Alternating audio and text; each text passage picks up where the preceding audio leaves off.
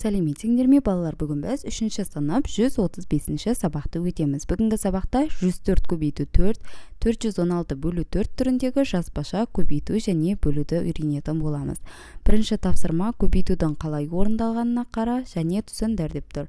Қорытынды жаса. Бұл жерде бізде көбейту амалы көрсетілген, яғни 104-ті 4-ке көбейтеміз. Бұл жерде бірінші бірлікті көбейтеміз, яғни бірінші көбейткішіміз 104, ал бірліктің астында екінші көбейткіш 4 сан тұр. Бірліктерді көбейтеміз, 4-ті 4-ке көбейтсек 16, 6 жазылады және 6 бірлік, ал 10-дағы ойымызда сақтап қаламыз. Бірді, енді 0-ді 4-ке көбейтеміз, 10-ды көбейтеміз. Бұл жерде 0-ге тең болады, ойдағы 1 мен 1 түседі. Келесі жүздікті көбейтеміз, 1-ді 4-ке көбейтсек 4-ке тең болады, сонда мәні 416-ға тең болады.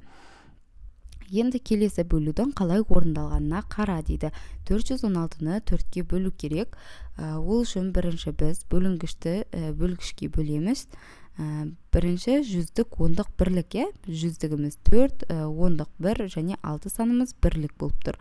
Енді 4-ті 4-ке бөлеміз, 1-ге тең болады, яғни 1-ді жазамыз. Бұл жерде 1-ді 4-ке көбейтіп тексереміз, 4, 0 болды. Енді 1-ді түсіреміз, 1 ондықты 4-ке бөлуге болмайды, сондықтан да біз 0-ді жазамыз мына жерге. Өйткені 1-дің ішінде біз 4-ке бөлінбейді, сондықтан 0 жазылады.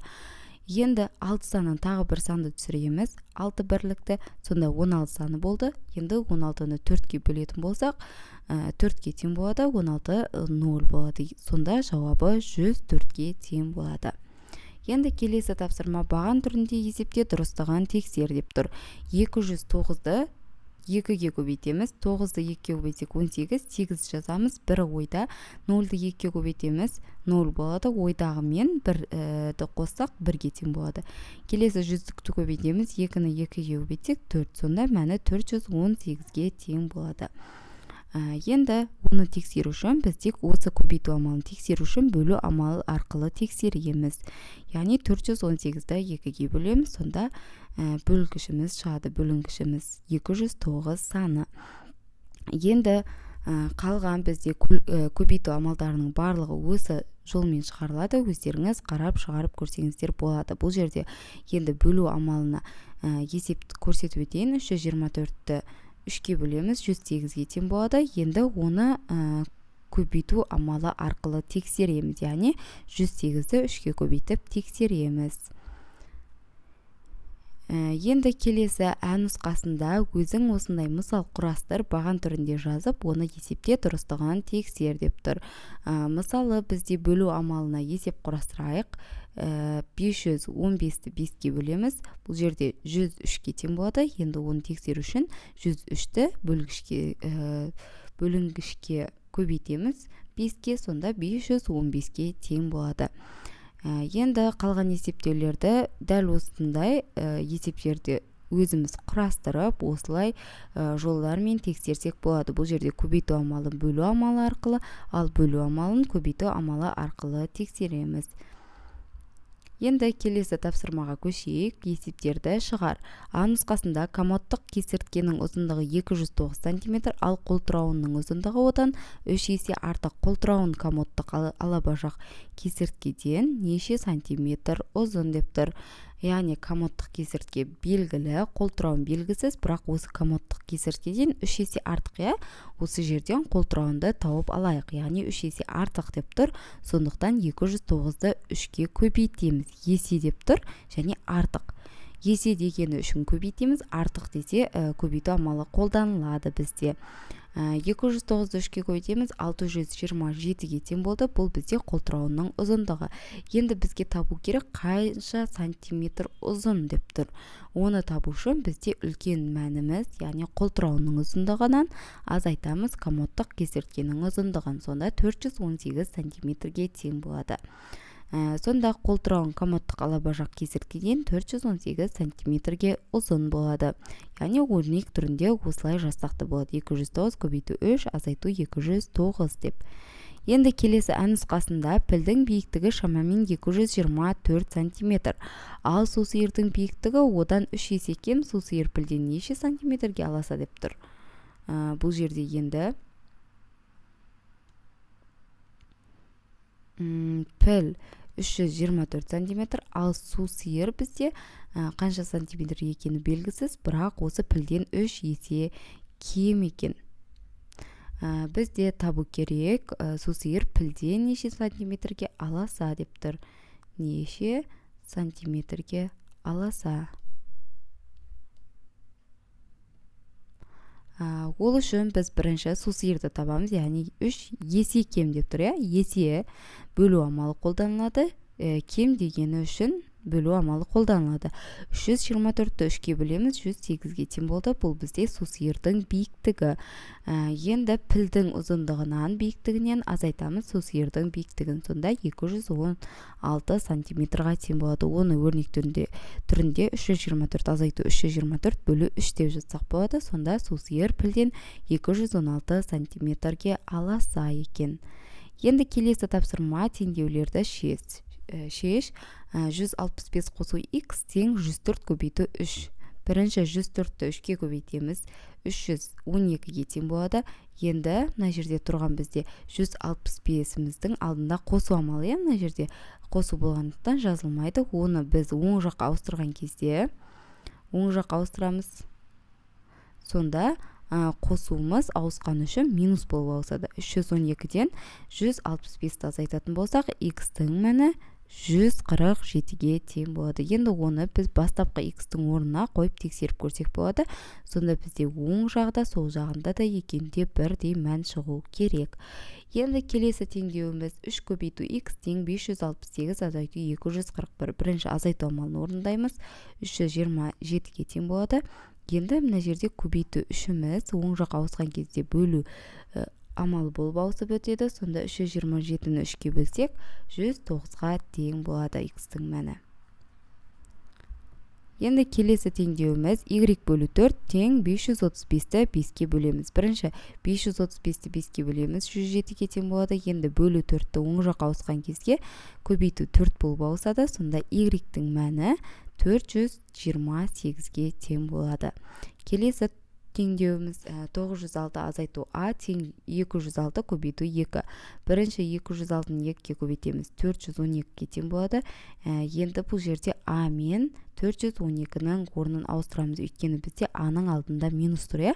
Сондықтан а-ны оң жаққа, ал 412-ны сол жаққа ауыстырамыз. Сонда а тең болады 906 минус 412-ге тең болады. Сонда азайтатын болсақ, а-ның мәні 494-ге тең болады.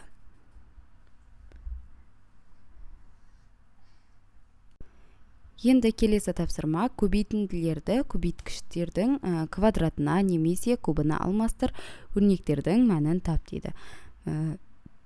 Бірінші бізде 4 көбейту 4 көбейту 4, яғни бұл жерде 4-ті 1, 2, 3, яғни 3 рет көбейтіп жатырмыз, сондықтан да бізде 4-тің кубы болады.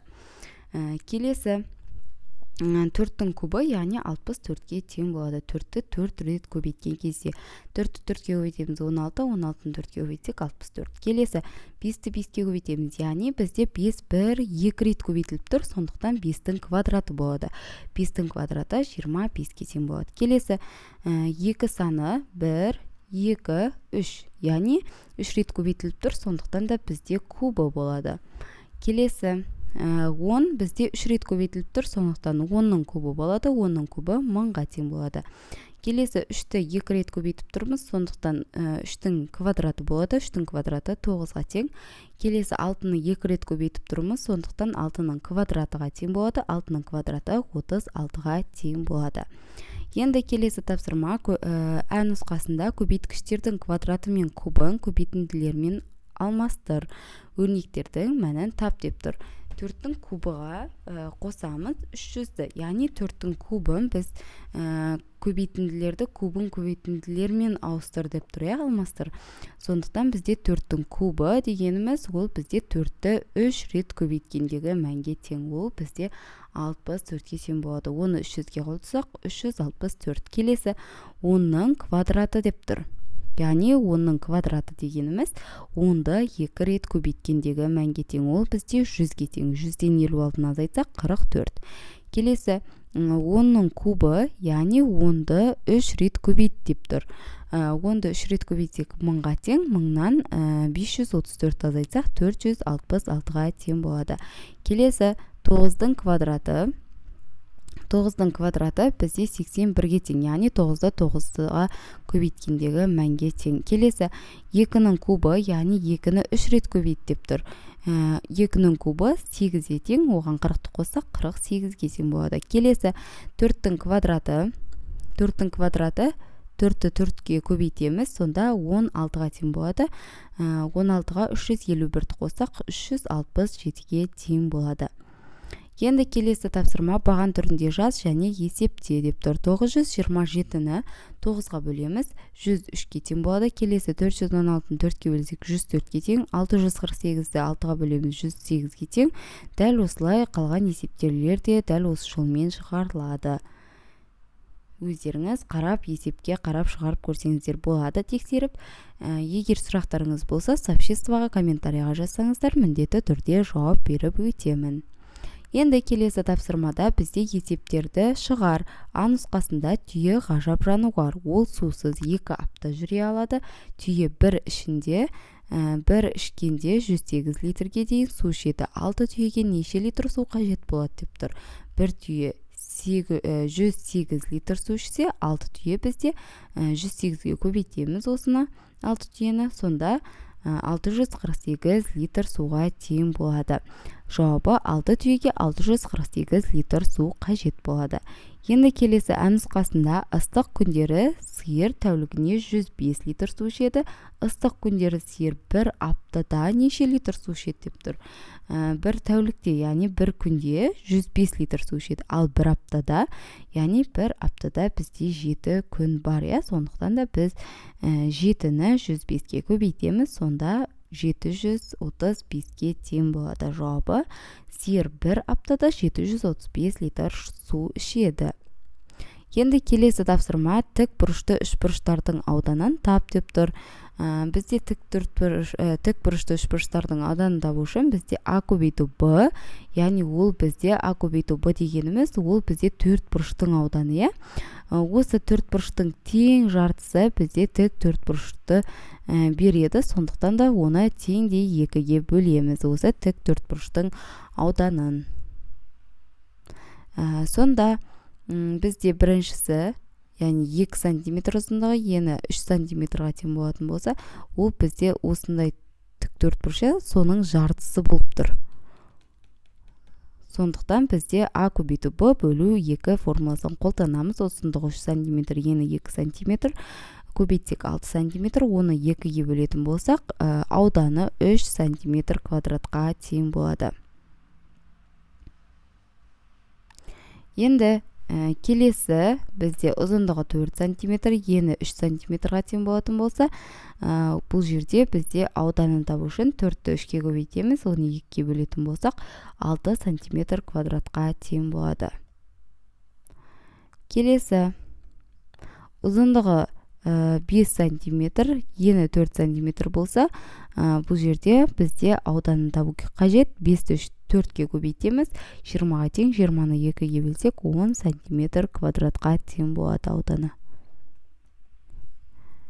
Енді келесі тапсырма хайуанаттар бағы қызметкерлерінің қателігі нәтижесінде жануарлар өздерінің торларына болмай шықты.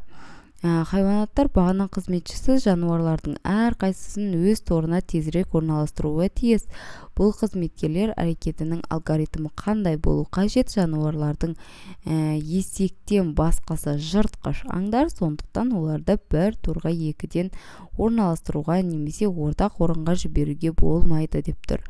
Яғни бұл жерде бізде ортақ орында жыртқыш жануардың есектен басқасы жыртқыш аңдар деп тұр. Яғни тек қана есек бізде жыртқыш аң емес екен, жыртқыш аңдар деп тұр. Ал тек қана есек қана жыртқыш аң емес. Бірінші бізде қасқыр ортақ орында орналасқан болса, қасқырды ортақ орын деп қабылдаймыз. Сонда қабылан 5-ші топ торда, ал арыстан бірінші торда және қолтырауын 4-ші торда, есек 2-ші торда мына жерде, және қасқыр 3-ші торда болады. Яғни бұл жерде өзгеріссіз қалады, дәл жоғарыда көрсетілген сияқты. Енді келесі екінші тағы бір нұсқасында енді есекті ортақ орында тұр деп қабылдайық сол кезде бізде. Так, мына жерде енді есек бізде ортақ орында тұр.